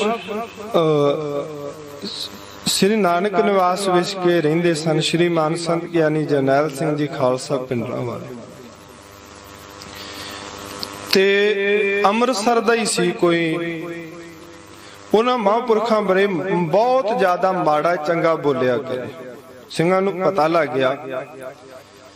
ਸਿੰਘ ਮਹਾਂਪੁਰਖਾਂ ਦੇ ਕੋਲ ਆਏ, ਕਹਿਣ ਲੱਗੇ ਮਹਾਂਪੁਰਖੋ ਫਲਾਨਾ ਬੰਦਾ ਹੈ ਤੇ ਉਹ ਤੁਹਾਡੇ ਬਾਰੇ ਬਹੁਤ ਗਲਤ ਬੋਲਦਾ ਹੈ, ਪਤਾ ਨਹੀਂ ਕਿਹੜੀ ਕਿਹੜੀ ਸ਼ਬਦਾਵਲੀ, ਕਿਉਂਕਿ ਜੋਗ ਨਹੀਂ ਹੈ ਉਹ ਰੱਬ ਦੇ ਪਿਆਰੇ ਸੰਤ ਮਹਾਂਪੁਰਖਾਂ ਦੇ, ਵੀ ਬਹੁਤ ਭੈੜੇ ਭੈੜੇ ਸ਼ਬਦ ਬੋਲਦਾ ਤੇ ਉਹ ਤੇ ਚੰਗੀ ਤਰ੍ਹਾਂ ਤੁਹਾਡਾ ਨਾਮ ਹੀ ਨਹੀਂ ਲੈਂਦਾ, ਤੇ ਜੇ ਤੁਹਾਡਾ ਹੁਕਮ ਹੋਵੇ ਤੇ ਉਹਨੂੰ ਸੋਧਾ ਨਾ ਲਾ ਕੇ ਆਈਏ। ਤੇ ਮਹਾਂਪੁਰਖ ਕਹਿਣ ਲੱਗੇ ਨਹੀਂ ਭਾਈ, ਕੋਈ ਨਹੀਂ, ਉਹ ਮੈਨੂੰ ਹੀ ਕਹਿ ਰਿਹਾ ਨਾ, ਕਹੀ ਜਾਣ ਦੋ, ਮੇਰਾ ਕੀ ਲਾ ਕੇ ਲੈ ਜਾਵੇਗਾ। ਤਾਂ ਉਹ ਸਿੰਘ ਨੇ ਇਹ ਬਚਨ ਸੁਣਿਆ ਕਿ ਉਸ ਵੇਲੇ ਮਹਾਂਪੁਰਖਾਂ ਨੇ ਬਚਨ ਕਿਹਾ ਵੀ ਭਗਤ ਕਬੀਰ ਜੀ ਨੇ ਇਹ ਬਚਨ ਕਿਹਾ ਸੀ ਵੀ ਹਮਾਰੇ ਕੱਪੜੇ ਨਿੰਦਕ ਧੋਏ, ਸਾਡੇ ਕੱਪੜੇ ਨਿੰਦਕ ਧੋ ਰਹੇ। ਉਹ ਜੇ ਸਾਨੂੰ ਕਹੀ ਜਾ ਰਿਹਾ ਹੈ ਤੇ ਚੰਗਾ ਹੈ, ਸਾਡੀ ਸਗੋਂ ਮੈਲ ਲੱਥ ਰਹੀ ਹੈ। ਕੋਈ ਨਹੀਂ, ਤੁਸੀਂ ਪੰਥਕ ਕਾਰਜਾਂ ਵੱਲ ਧਿਆਨ ਦਿਓ। ਜਿਹੜੀ ਵਿਅਕਤੀਗਤ ਦੁਸ਼ਮਣੀ ਹੈ ਉਸ ਨੂੰ ਆਪਾਂ ਤਰਜੀਹ ਪਹਿਲ ਨਹੀਂ ਦੇਣੀ ਜੀਵਨ। ਜਿਸ ਦੇ ਕਾਰਨ ਪੰਥਕ ਕਾਰਜਾਂ ਦੇ ਵਿੱਚ ਰੁਕਾਵਟ ਬਣੇ। ਇਵੇਂ ਵਾਹਿਗੁਰੂ ਪ੍ਰਮਾਤਮਾ ਦੇ ਪਿਆਰੇ ਜਿਹੜੀ ਉਹਨਾਂ ਦੀ ਸੋਚ ਹੈ ਉਹ ਇੱਕ ਨਿਰਾਲੀ ਹੈ। ਇਸ ਵਾਸਤੇ ਧੰਨ ਸਤਿਗੁਰੂ ਸ਼੍ਰੀ ਗੁਰੂ ਨਾਨਕ ਦੇਵ ਮਹਾਰਾਜ ਸੱਚੇ ਪਾਤਸ਼ਾਹ ਜੀ ਕਹਿੰਦੇ ਕਿ ਵਾਹਿਗੁਰੂ ਪ੍ਰਮਾਤਮਾ ਦੇ ਪਿਆਰੇ ਉਹਨਾਂ ਦਾ ਵੀ ਇਸ ਸੰਸਾਰ ਦੇ ਵਿੱਚ ਨਿਵਾਸ ਹੋਇਆ ਹੈ। ਵਿਸ਼ੇਸ਼ ਕਰਕੇ ਉਹਨਾਂ ਨੇ ਜਿਹੜਾ ਪਦਾਰਥ ਸਨ ਉਹਨਾਂ ਨੂੰ ਆਪਣੇ ਜੀਵਨ ਦੇ ਵਿੱਚੋਂ ਅਭਾ ਵੀ ਕਰਤਾ ਹੈ। ਇੱਥੋਂ ਤੱਕ ਬ੍ਰਹਮ ਲੋਕ ਤੱਕ ਜਿਤਨੇ ਵੀ ਭੋਗ ਹਨ ਉਹਨਾਂ ਨੂੰ ਕਾਕ ਦੇ ਬਿਸਤਾ ਦੀ ਨਿਆਈ ਇਸ ਸੰਸਾਰ ਦੇ ਵਿੱਚ ਜਾਣਦੇ ਹਨ। ਪੰਕਜ ਜੋ ਮੋਹ ਪਗ ਨਹੀਂ ਚਾਲੈ, ਹਮ ਦੇਖਾ ਤਹ ਡੂਬੀਅਲੇ। ਇਸ ਪੰਕਤੀ ਦਾ ਅਰਥ ਮਹਾਂਪੁਰਖਾਂ ਨੇ ਐਵੇਂ ਕੀਤਾ ਹੈ ਕਿ ਪਗ ਪੰਕਜ ਉਹ ਇੱਕ ਵਾਹਿਗੁਰੂ ਪ੍ਰਮਾਤਮਾ ਦੇ ਚਰਨਾਂ ਕਮਲਾਂ ਦੇ ਵਿੱਚ ਭਿੱਜੇ ਹੋਏ। ਜਦੋਂ ਪੰਕਜ ਸ਼ਬਦ ਇਕੱਠਾ ਕਰ ਲਈਏ ਵੈਸੇ ਪਾਠ ਇਵੇਂ ਹੈ ਜਿਵੇਂ ਭਾਈ ਸਤਨਾਮ ਸਿੰਘ ਜੀ ਨੇ ਕੀਤਾ, ਪਰ ਜਦੋਂ ਅਰਥ ਬੋਧ ਦੇ ਆਸਰੇ ਜੋ ਮਹਾਂਪੁਰਖਾਂ ਨੇ ਜਿਵੇਂ ਪੋਥੀ ਸਾਹਿਬ ਦੇ ਵਿੱਚ ਵੀ ਲਿਖਿਆ ਹੋਇਆ ਪੜ੍ਹ ਵੀ ਸਕਦੇ ਹੋ, ਉੱਥੇ ਐਵੇਂ ਲਿਖਿਆ ਹੈ ਪਗ ਪੰਕਜ। 99 ਅੱਖਰ ਕਰ ਦੇਣੇ ਹਨ ਅਰਥ ਕਰਨ ਦੇ ਵਾਸਤੇ। ਜਿਹੜਾ ਪਗ ਸ਼ਬਦ ਹੈ ਉਹ ਪੰਕਜ ਦੇ ਅੱਗੇ ਜੋੜ। ਜਿਹੜਾ ਪੰਕਜ ਸ਼ਬਦ ਹੈ ਇਸ ਦਾ ਅਰਥ ਬਣਦਾ ਹੈ ਕਵਲ। ਬ੍ਰਹਮ ਬੇਤਿਆਂ ਦਾ ਲੱਛਣ ਇਹ ਹੈ ਕਿ ਜਦੋਂ ਪ੍ਰਮਾਤਮਾ ਦੇ ਚਰਨਾਂ ਕਮਲਾਂ ਦੇ ਵਿੱਚ ਆਪਣੀ ਬਿਰਤੀ ਜੋੜ ਲੈਂਦੇ ਨੇ, ਮੋਹ ਨਹੀਂ ਚੱਲਦਾ, ਫਿਰ ਮੋਹ ਦੀ ਚੱਲਦੀ ਨਹੀਂ ਹੈ। ਕਿਉਂਕਿ ਗੁਰੂ ਕੀ ਪਵਿੱਤਰ ਬਾਣੀ ਜਿੱਥੇ ਮੋਹ ਦੀ ਪ੍ਰਬਲਤਾ ਦਰਸਾਈ ਹੈ ਨਾ, ਉੱਥੇ ਇਹ ਵੀ ਬਚਨ ਲਿਖਿਆ ਹੈ ਕਿ ਜੇ ਸਾਧੂਆਂ ਦੀ ਸੰਗਤ ਮਿਲ ਜਾਵੇ ਫਿਰ ਮੋਹ ਦਾ ਜਿਹੜਾ ਡਰ ਹੈ ਉਹ ਜੀਵਨ ਚੋਂ ਨਾਸ਼ ਹੋ ਜਾਂਦਾ ਹੈ। ਫਿਰ ਮੋਹ ਦਾ ਵਾਸੀ ਕੋਈ ਨਹੀਂ ਚੱਲਦਾ। ਧੰਨ ਗੁਰੂ ਨਾਨਕ ਦੇਵ ਮਹਾਰਾਜ ਸਾਹਿਬ ਜੀ ਕਹਿੰਦੇ, ਗੁਰਸਿੱਖੋ, ਜਿਹੜੇ ਗੁਰੂ ਕੇ ਸਿੱਖ ਦਾ ਪ੍ਰਮਾਤਮਾ ਦੇ ਚਰਨਾਂ ਕਮਲਾਂ ਦੇ ਨਾਲ ਪ੍ਰੇਮ ਵੱਜ ਗਿਆ ਹੈ ਉਹਨੂੰ ਸੰਸਾਰ ਦੇ ਵਿੱਚ ਕਿਸੇ ਗੱਲ ਦਾ ਵੀ ਮੋਹ ਨਹੀਂ ਹੁੰਦਾ। ਹਰੇਕ ਪ੍ਰਕਾਰ ਦਾ ਇਸਤਰੀ ਦਾ ਮੋਹ, ਧੀਆਂ ਪੁੱਤਰਾਂ ਦਾ ਮੋਹ, ਧਨ ਦਾ ਮੋਹ, ਦੌਲਤ ਦਾ ਮੋਹ, ਇਵੇਂ ਸਾਰੇ ਪ੍ਰਕਾਰ ਦਾ ਜਿਹੜਾ ਮੋਹ ਹੈ ਉਹਨਾਂ ਦੇ ਜੀਵਨ ਦੇ ਵਿੱਚੋਂ ਨਾਸ਼ ਹੋ ਜਾਂਦਾ। ਕਿਸੇ ਪ੍ਰਕਾਰ ਦਾ ਮੋਹ ਜਿਹੜਾ ਹੈ ਉਹਨਾਂ ਦੇ ਜੀਵਨ ਦੇ ਵਿੱਚ ਰਹਿੰਦਾ ਨਹੀਂ। ਹਰੇਕ ਪ੍ਰਕਾਰ ਦਾ ਮੋਹ ਉਹਨਾਂ ਦੇ ਜੀਵਨ ਦੇ ਵਿੱਚੋਂ ਅਭਾਵ ਹੋ ਜਾਂਦਾ। ਤੇ ਕਾਰਨ ਕੀ ਹੈ? ਹਮ ਦੇਖਾ ਤਹਿ ਡੂਬੀਅਲੇ। ਜਿਵੇਂ ਇੱਕ ਸਰੀਰ ਇੱਕ ਪਾਣੀ 'ਚ ਡੁੱਬ ਸਕਦਾ ਹੈ, ਇਹ ਤੇ ਨਹੀਂ ਵੀ ਲਾਗੇ 3 ਸਮੁੰਦਰ ਵਹਿ ਰਹੇ ਤੇ ਇੱਕੋ।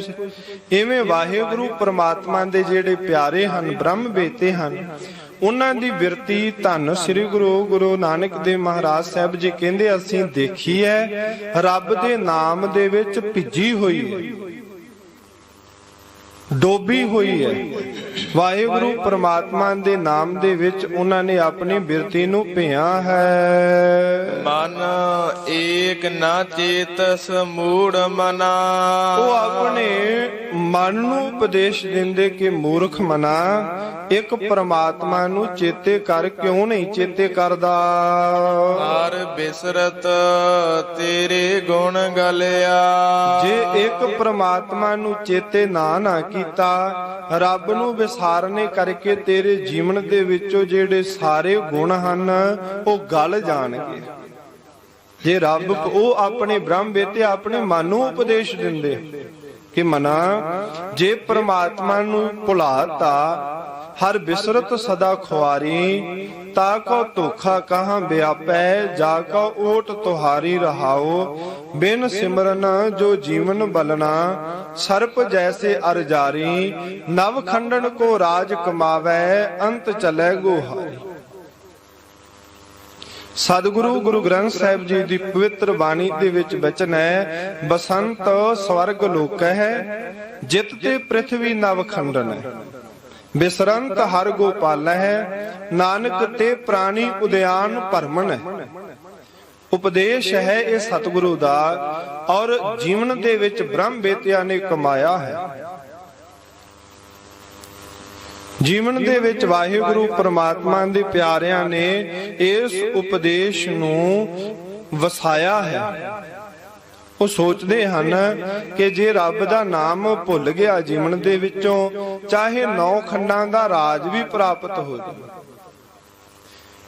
ਚਾਹੇ ਇਸ ਸੰਸਾਰ ਦੇ ਵਿੱਚ ਦਿਗਵਿਜਈ ਬਾਦਸ਼ਾਹ ਵੀ ਬਣ ਜਾਈਏ, ਹੋਰ ਸੰਸਾਰ ਦੇ ਵਿੱਚ ਚਾਹੇ ਸਾਰੇ ਪਦਾਰਥ ਭੋਗ ਲਈਏ, ਸਵਰਗ ਲੋਕ ਦੇ ਵਿੱਚ ਵੀ ਚਾਹੇ ਵਾਸਾ ਰੱਖਣ ਦੀ ਸਮਰੱਥਾ ਰੱਖ ਲਈਏ, ਇੰਨੇ ਪੁੰਨ ਕਰ ਲਈਏ, ਪਰ ਐਵੇਂ ਹੈ ਜੀਵਨ ਵੀ ਜਿਵੇਂ ਇੱਕ ਉਜਾੜ ਦੇ ਵਿੱਚ ਬੰਦਾ ਭਰਮ ਰਿਹਾ ਹੈ ਨਾ, ਕੋਈ ਰਾਹ ਨਹੀਂ ਨਾ ਮਿਲ ਰਿਹਾ। ਰੱਬ ਤੇ ਨਾਮ ਤੋਂ ਬਗੈਰ ਮਨੁੱਖਾ ਜੀਵਨ ਨੂੰ ਮੰਜ਼ਿਲ ਨਹੀਂ ਮਿਲਣੀ ਕਦੀ ਵੀ। ਜਿਵੇਂ ਜੰਗਲ 'ਚ ਕੋਈ ਰਾਹ ਨਹੀਂ ਨਾ ਹੁੰਦਾ, ਜਿਹੜੇ ਮਰਜ਼ੀ ਪਾਸੇ ਨੂੰ ਤੁਰੇ ਫਿਰੋ, ਤੇ ਇਹ ਪਤਾ ਵੀ ਨਹੀਂ ਲੱਗਦਾ ਕਿ ਜੇ ਇਸ ਪਾਸੇ ਨੂੰ ਤੁਰਾਂਗੇ ਤੇ ਸ਼ਾਇਦ ਮਿੱਥੀ ਹੋਈ ਜਿਹੜੀ ਮੰਜ਼ਿਲ ਹੈ ਉਹ ਪ੍ਰਾਪਤ ਹੋ ਜਾਵੇ। ਧੰਨ ਗੁਰੂ ਗ੍ਰੰਥ ਸਾਹਿਬ ਮਹਾਰਾਜ ਸੱਚੇ ਪਾਤਸ਼ਾਹ ਜੀ ਕਹਿੰਦੇ, ਵਾਹਿਗੁਰੂ ਪ੍ਰਮਾਤਮਾ ਦੇ ਪਿਆਰੇ ਉਹ ਆਪਣੇ ਜੀਵਨ ਨੂੰ ਐਵੇਂ ਉਪਦੇਸ਼ ਦਿੰਦੇ ਹਨ ਕਿ ਭਲਿਆ ਤੇਰੇ ਜੀਵਨ ਦੇ ਵਿੱਚੋਂ ਜਿਹੜੇ ਸ਼ੁਭ ਗੁਣ ਹਨ, ਚੰਗੇ ਗੁਣ ਹਨ, ਜਿਨ੍ਹਾਂ ਗੁਣਾ ਕਰਕੇ ਤੂੰ ਵਾਹਿਗੁਰੂ ਪ੍ਰਮਾਤਮਾ ਦੀ ਦਰਗਾਹ ਦੇ ਵਿੱਚ ਪ੍ਰਵਾਨ ਹੋਣਾ ਹੈ। ਸ਼ੁਭ ਇਰਸ਼ਾ ਸੋ ਵਿਚਾਰਨਾ ਤਨੂ ਮਾਨਸਾ ਹੋਏ, ਇਹਨਾਂ ਅਵਸਥਾ ਦੀ ਪ੍ਰਾਪਤੀ ਹੋਣੀ ਹੈ ਤੈਨੂੰ। ਚੰਗੇ ਜਿਹੜੇ ਸਤ ਸੰਤੋਖ ਦਇਆ ਧਰਮ ਇਤਿਆਦਿਕ ਸ਼ੁਭ ਗੁਣ ਹਨ, ਉਹਨਾਂ ਦੀ ਪ੍ਰਾਪਤੀ ਹੋਣੀ ਹੈ। ਉਹ ਤਾਂ ਵਾਹਿਗੁਰੂ ਪ੍ਰਮਾਤਮਾ ਨੂੰ ਤੂੰ ਜੀਵਨ ਦੇ ਵਿੱਚੋਂ ਭੁਲਾ ਹੀ ਦਿੱਤਾ। ਉਸ ਵਾਹਿਗੁਰੂ ਪ੍ਰਮਾਤਮਾ ਨੂੰ ਤੂੰ ਜੀਵਨ ਦੇ ਵਿੱਚ ਕਦੀ ਚੇਤੇ ਹੀ ਨਹੀਂ ਕਰਦਾ, ਉਸ ਪ੍ਰਮਾਤਮਾ ਨੂੰ ਸਿਮਰਿਆ ਹੀ ਨਹੀਂ ਹੈ, ਉਸ ਪ੍ਰਮਾਤਮਾ ਨੂੰ ਯਾਦ ਹੀ ਨਹੀਂ ਕੀਤਾ। ਧੰਨ ਸਤਿਗੁਰੂ ਗੁਰੂ ਗ੍ਰੰਥ ਸਾਹਿਬ ਮਹਾਰਾਜ ਸੱਚੇ ਪਾਤਸ਼ਾਹ ਜੀ ਨੇ ਇਹ ਬਚਨ ਕਿਹਾ, ਕਹੋ ਕਹਾਂ ਬਾਰ ਬਾਰ ਸਮਝਤ ਨਹਿ ਗਵਾਰ। ਤੈਨੂੰ ਇਹ ਬਾਰ-ਬਾਰ ਸਿੱਖਿਆ ਦਿੱਤੀ ਗਈ ਹੈ, ਹੇ ਸਮਝ ਜਾ ਤੇਰੇ ਹੀ ਜੀਵਨ ਦਾ ਇਸ ਦੇ ਵਿੱਚ ਭਲਾ ਹੈ। ਜਿਵੇਂ ਮਾਤਾ ਪਿਤਾ ਦੀ ਦਿੱਤੀ ਹੋਈ ਸਿੱਖਿਆ ਉਸ ਦੇ ਪੁੱਤਰ ਨੂੰ ਹੀ ਸਵਾਰਦੀ, ਉਸ ਦਾ ਹੀ ਜੀਵਨ ਸਵਾਰਦੀ। ਤੇ ਜੇ ਅਸੀਂ ਕਹੀਏ ਵੀ ਗੁਰੂ ਸਾਨੂੰ ਉਪਦੇਸ਼ ਦੇ ਰਿਹਾ, ਇਸ ਦੇ ਵਿੱਚ ਕੋਈ ਗੁਰੂ ਦਾ ਸਵਾਰਥ ਹੋਵੇਗਾ, ਇਹ ਸਾਡੀ ਭੁੱਲ ਹੈ। ਸਤਿਗੁਰੂ ਨੇ ਤਾਂ ਇਹ ਕਿਹਾ ਕਿ ਤੇਰੇ ਜੀਵਨ ਦਾ ਭਲਾ ਹੋਵੇਗਾ ਜੇ ਤੂੰ ਗੁਰੂ ਦਾ ਉਪਦੇਸ਼ ਕਮਾ ਲਵੇਂਗਾ, ਜੇ ਤੂੰ ਸਤਿਗੁਰੂ ਦਾ ਉਪਦੇਸ਼ ਜੀਵਨ ਦੇ ਵਿੱਚ ਵਸਾ ਲਵੇਂਗਾ, ਸਾਰਗ੍ਰਾਹੀ ਹੋ ਕਰਕੇ ਗ੍ਰਹਿਣ ਕਰ ਲਵੇਂਗਾ, ਇਸ ਦੇ ਵਿੱਚ ਤੇਰੇ ਹੀ ਜੀਵਨ ਦਾ ਭਲਾ ਹੈ। ਤੇ ਜੇ ਨਹੀਂ ਕਰਾਵੇਂਗਾ ਤੇਰਾ ਜੀਵਨ ਖੀਨ ਖਰਾਬ ਹੋਵੇਗਾ ਇਸ ਸੰਸਾਰ ਦਾ। ਇਸ ਵਾਸਤੇ ਮਹਾਰਾਜ ਸੱਚੇ ਪਾਤਸ਼ਾਹ ਜੀ ਕਹਿੰਦੇ ਜਿਹੜੇ ਬ੍ਰਹਮ ਬੇਤੇ ਹਨ ਉਹਨਾਂ ਦੀ ਬਿਰਤੀ ਇਹ ਹੈ ਕਿ ਹੇ ਸਰੀਰਾ ਵਾਹਿਗੁਰੂ ਪ੍ਰਮਾਤਮਾ ਨੂੰ ਭੁਲਾ ਨਾ। ਜਿੰਨੇ ਵੀ ਜੀਵਨ ਦੇ ਵਿੱਚ ਗੁਣ ਹਨ ਉਹ ਗਲ ਜਾਣਗੇ, ਭਾਵ ਨਾਸ਼ ਹੋ ਜਾਣਗੇ, ਖਤਮ ਹੋ ਜਾਣਗੇ। ਰਹਾਉ ਵਿਸ਼ਰਾਮ ਦੇ ਕਰਕੇ ਬਖਸ਼ਿਸ਼ ਕਰਦੇ ਹਨ।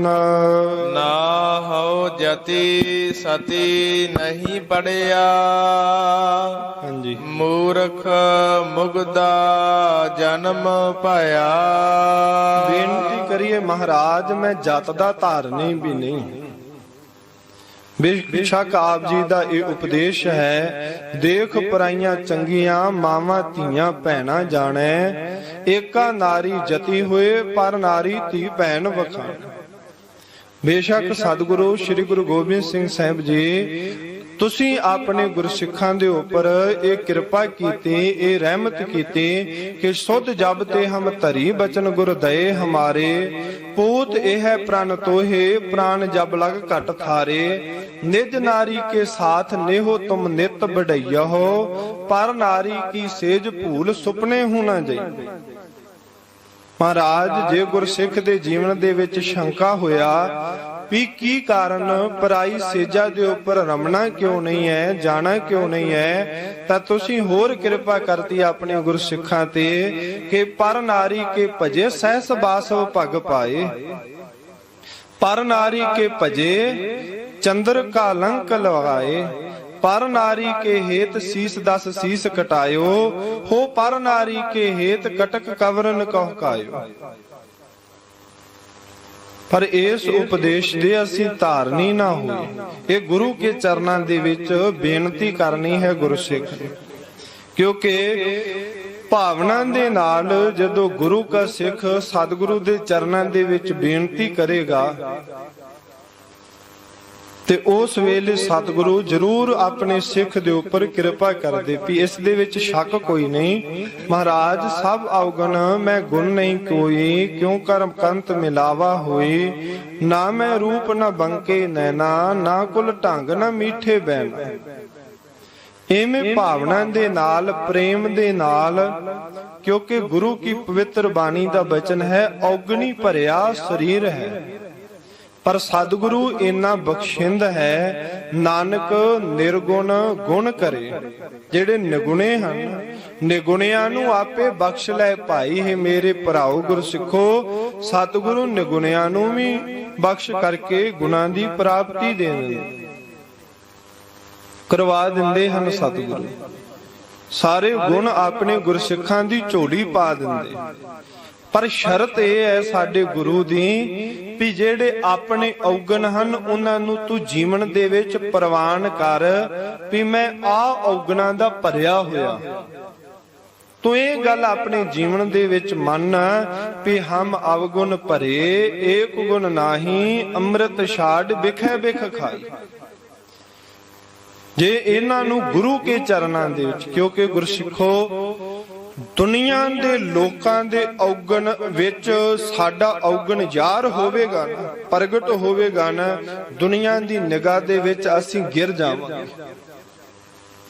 पर जीवन दे विच औगण है जे अपने गुरु दे कोल आण के ओ औगण दसांगे, प्रगट करांगे। सतगुरु जेड़े निगुणे हन औगण यारे हन उन्हां नूं बख्श लैंदा है ते इन्नी क बख्शिश कर दिंदा है कि ओ जेड़ा औगण है जीवन दे विचों मेट दिंदा है। जे गुरु दे अगे आण के ज़ाहिर करें ते उस औगण दी जगह दे उपर गुण बख्शिश कर दिंदा है।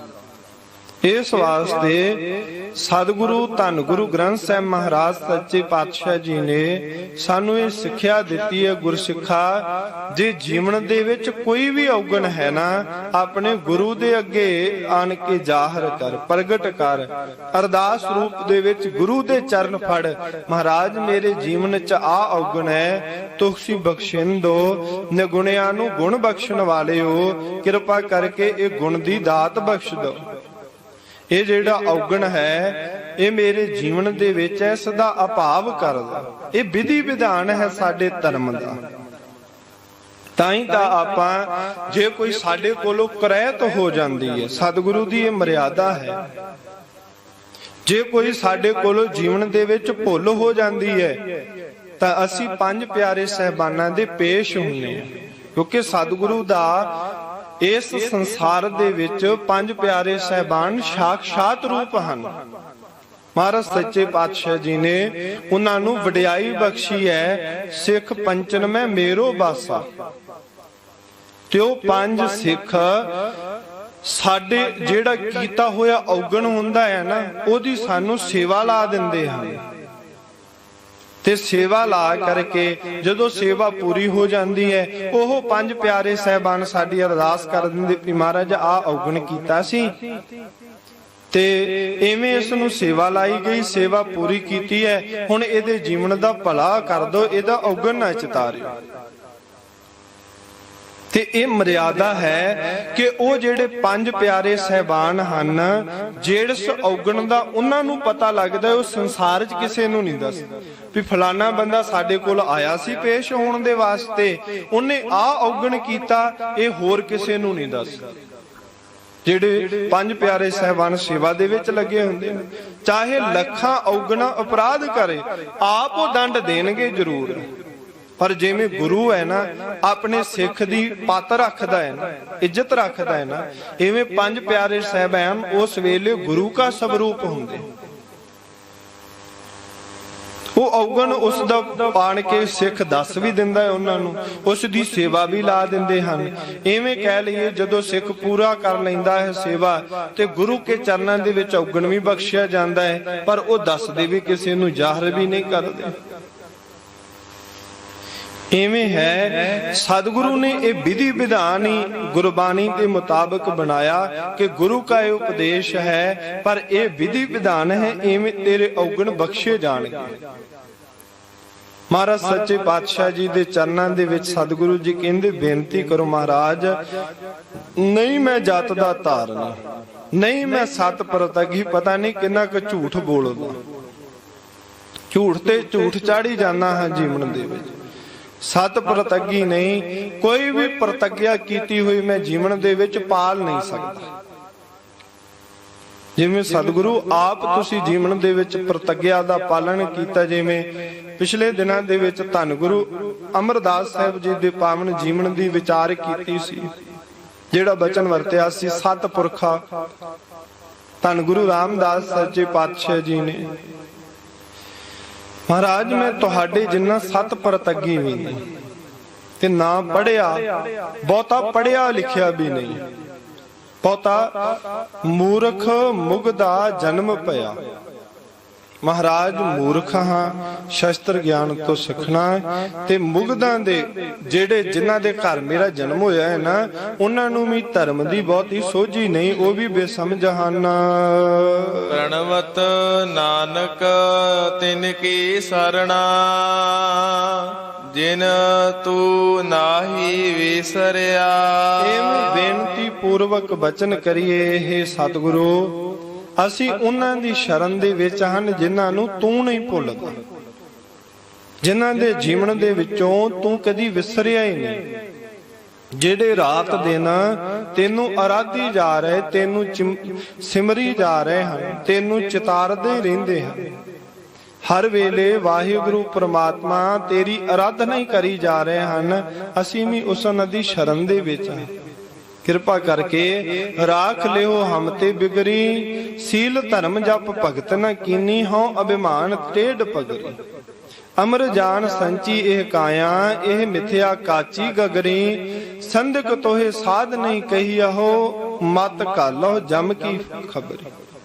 ਮਹਾਰਾਜ ਸੱਚੇ ਪਾਤਸ਼ਾਹ ਜੀ, ਬੇਸ਼ੱਕ ਅਸੀਂ ਵਿਗੜੇ ਹਾਂ, ਤਿਗੜੇ ਹਾਂ, ਔਗਣਾਂ ਦੇ ਨਾਲ ਭਰੇ ਹੋਏ ਹਾਂ, ਪਰ ਤੂੰ ਕਿਰਪਾ ਕਰ, ਤੇਰੇ ਚਰਨਾਂ ਦੇ ਵਿੱਚ ਆਏ ਹਾਂ, ਜਿਉ ਭਾਵੈ ਤਿਉ ਰਾਖ ਲੈ। ਹਮ ਸਰਨ ਪ੍ਰਭ ਆਏ RAM ਰਾਜੇ, ਹਮ ਭੂਲ ਵਾਏ ਦਿਨ ਸਰਾਤ। ਮਹਾਰਾਜ ਦਿਨ ਰਾਤ ਹੀ ਜੀਵਨ ਦੇ ਵਿੱਚ ਜਿਹੜੀਆਂ ਭੁੱਲਾਂ ਹਨ ਉਹਨਾਂ ਨੂੰ ਕਮਾਈ ਜਾ ਰਹੇ, ਹਰ ਲਾਜ ਰਖਾਏ।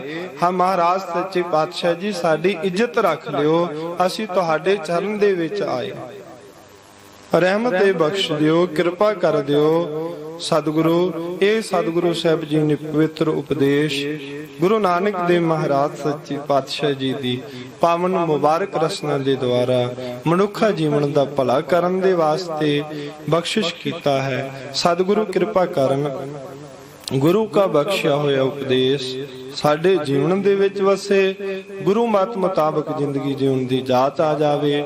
ਭੁੱਲਾਂ ਮੇਰੀਆਂ ਸਤਿਗੁਰੂ ਦਾ ਬਚਨ ਜਾਣ ਹਿਰਦੇ ਵਿੱਚ ਵਸਾਉਣਾ। ਦੋ ਪੰਕਤੀਆਂ ਪੜ੍ਹ ਕੇ ਸਮਾਪਤੀ ਹੈ ਜੀ। ਨਾ ਹਉ ਜਤੀ ਸਤੀ ਨਹੀਂ ਪੜਿਆ,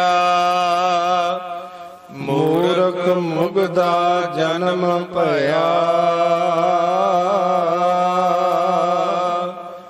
ਪ੍ਰਣਵਤ ਨਾਨਕ ਤਿਨ ਕੀ ਸਰਣਾ, ਜਿਨ ਤੂੰ ਨਾਹੀ ਵਿਸਰਿਆ। ਵਾਹਿਗੁਰੂ ਜੀ ਕਾ ਖਾਲਸਾ, ਵਾਹਿਗੁਰੂ ਜੀ ਕੀ ਫਤਿਹ।